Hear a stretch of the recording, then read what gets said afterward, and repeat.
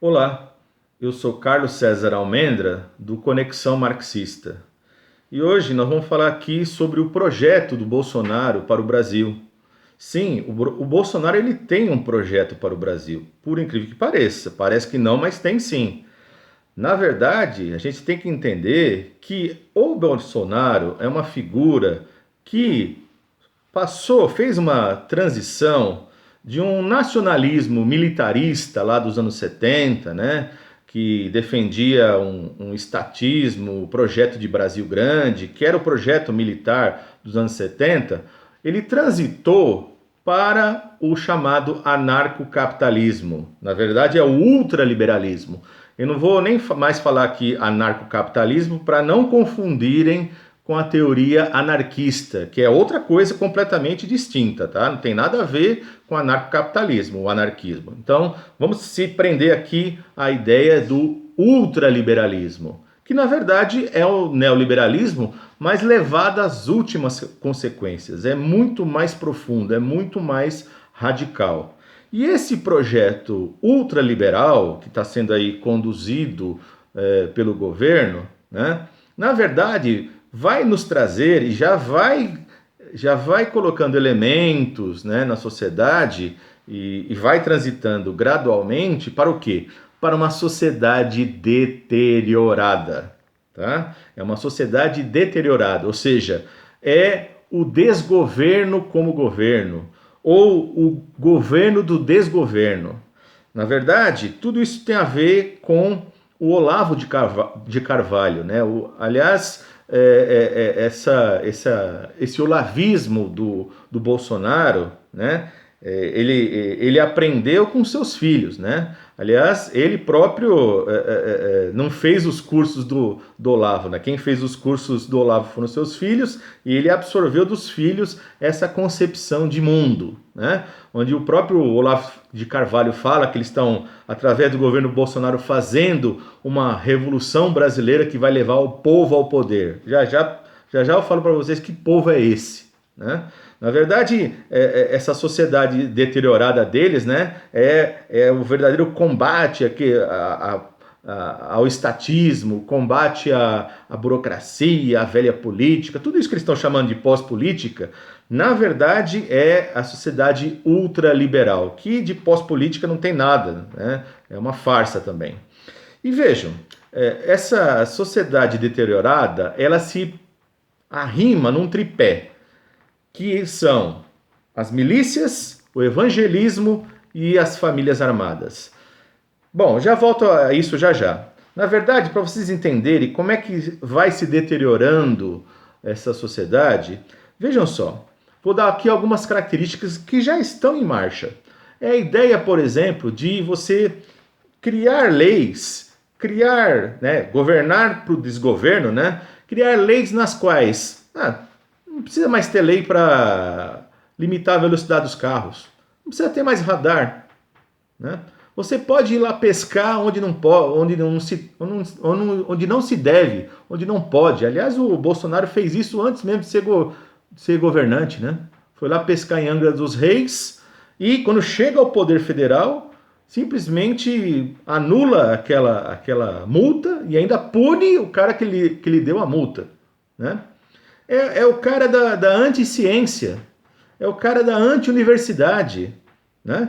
E, na verdade, enquanto anti-ciência, por exemplo, ele simplesmente decreta o fim do horário de verão quando chega ao poder. Existem estudos científicos que comprovam que o horário de verão faz economizar energia elétrica e ele simplesmente, da cabeça dele, porque ele não gosta do horário de verão, vai lá e, numa canetada, acaba com o horário de verão, que todos os países centrais têm. Né? E para dar um exemplo mais notório dessa sociedade deteriorada, é a ideia de você ser contra a cadeirinha de bebê nos carros. Não precisa. Ele acha que não precisa, então não tem que ter. Então é uma sociedade caótica, uma sociedade desordenada. Bom, então se é uma sociedade caótica, como é que você vai administrar uma coisa dessa? Então, aí voltamos ao tripé. Você tem, portanto, famílias armadas, portanto, é a lei do mais forte, tá? É a lei do mais forte. Ele chega ao poder através do Sérgio Moro vai colocando leis as quais facilite com que as pessoas possam comercializar, possam comprar armas facilmente, né? Pode ver que isso também tem a ver, vem lá dos Estados Unidos, né? Nos Estados Unidos você tem muito isso, as famílias que fazem coleções de armas, tem armas em casa, é uma coisa muito comum lá, né? E a ideia é trazer esses valores para cá, né? Então, é um povo armado, né? Então, que não é povo, na verdade, são os mais poderosos, são os mais ricos.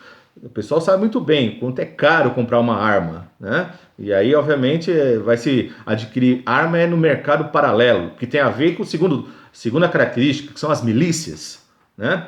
Ou seja, a milícia é tomar o local das forças regulares, buscar afastar o tráfico e ela se instalar no poder. E nesse sentido também, né, ela passa a concorrer com o tráfico, passa a fazer um estado paralelo, que obviamente as forças armadas regulares não veem com bons olhos, aliás, passa a ser uma disputa. Alguns membros desse milicianato vêm das próprias forças armadas regulares, sejam forças das forças armadas de aeronáutica, marinha e exército, ou até muito mais, das polícias militares, né? Então, famílias armadas, milícias e o terceiro pé desse tripé, que é o evangelismo. Ou seja, para você ir enfiando goela abaixo essa desordem na sua sociedade, esse caos, né? Você tem que ter uma sociedade na qual não se valorize a ciência, não se valorize a escola, não se valorize a universidade. Portanto, tem que ser um povo de muita fé e pouca escola, né? Então, daí que você tem a importância do evangelismo neopentecostal, né, com seus grandes pastores, né, que no caso brasileiro aqui é o Malafaia, o Valdomiro, Edir Macedo, mas esses são os grandes, tem outros, né, porque é a ideia de que através dessa fé você vai ter um culto verdadeiro a esse mito, né, que é o Bolsonaro, né, é o Messias na Terra, que de Messias tem no seu próprio nome. Então imaginem, né? Então, na verdade, nós temos o quê? É o Bolsonaro querendo criar uma sociabilidade, uma sociedade para ser governada de acordo com a sua manada, de acordo com a extrema-direita, de acordo com os seus minions, né? Ou seja, o Bolsonaro ele governa para os seus eleitores, mas não são eleitores gerais, né, de segundo turno, que votaram nele e não votaram no primeiro turno. Não é os seus eleitores, aliás, nem de primeiro turno, porque nem todo mundo que votou no primeiro turno do Bolsonaro é de extrema direita, né? Na verdade, muita gente votou nele no primeiro e segundo turno porque não queria mais saber do PT, não queria mais saber de esquerda, quer o novo, quer a novidade, tem aqui também voto de oba-oba, enfim, são vários fatores que explicam essa ascensão do Bolsonaro e a própria internet, né? A campanha que se fez aqui, né, em prol Bolsonaro também foi muito forte, fake news e etc e tal. Então é um conjunto de fatores, né? Mas enfim, o Bolsonaro, se ele perder esse eleitorado dele, né, de extrema direita, ele perde todo o projeto, né? Então o projeto dele, desse tripé de sociedade desordenada, né, de governo do desgoverno, na verdade esse é o grande projeto dele, desse ultraliberalismo. Tá? E não pensem vocês que o Bolsonaro é um cara burro. Não. Não confundam burro com tosco.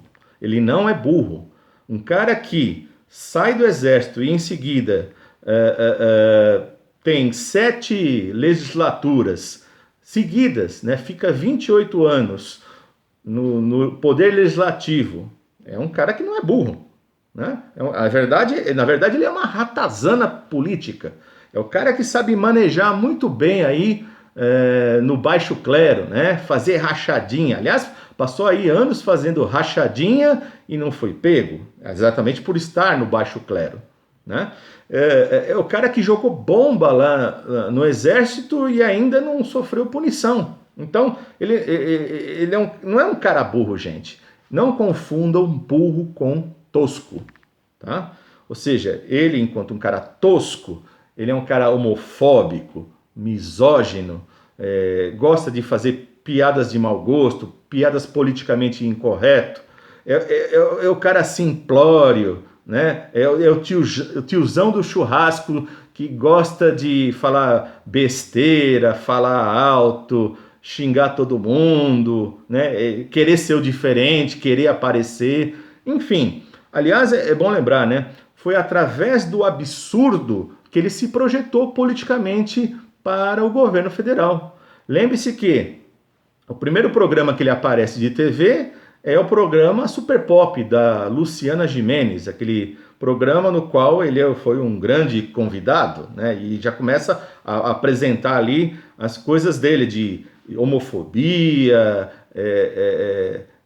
tirar o sarro dos políticos, dos desaparecidos políticos, né? Então, aquele show de absurdos começa ali naquele primeiro programa.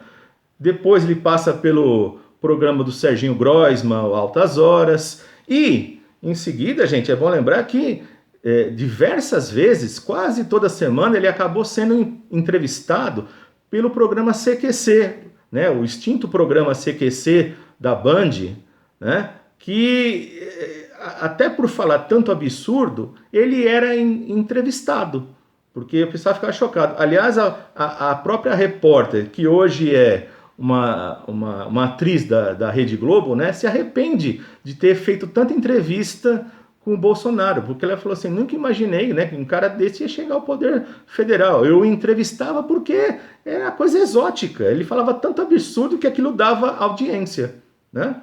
Então, é assim que ele chega ao poder, né?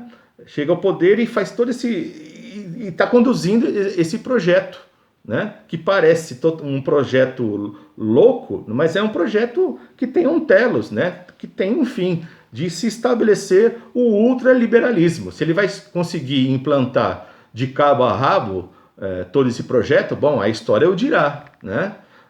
E nós estamos fazendo essa história.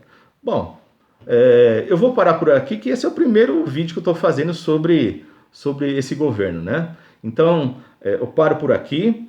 Peço para vocês dar o joinha, tá? Dá o joinha agora, se inscreva no canal, divulgue esse vídeo, divulgue o próprio canal e a gente se vê na próxima vez. Um abraço a todos.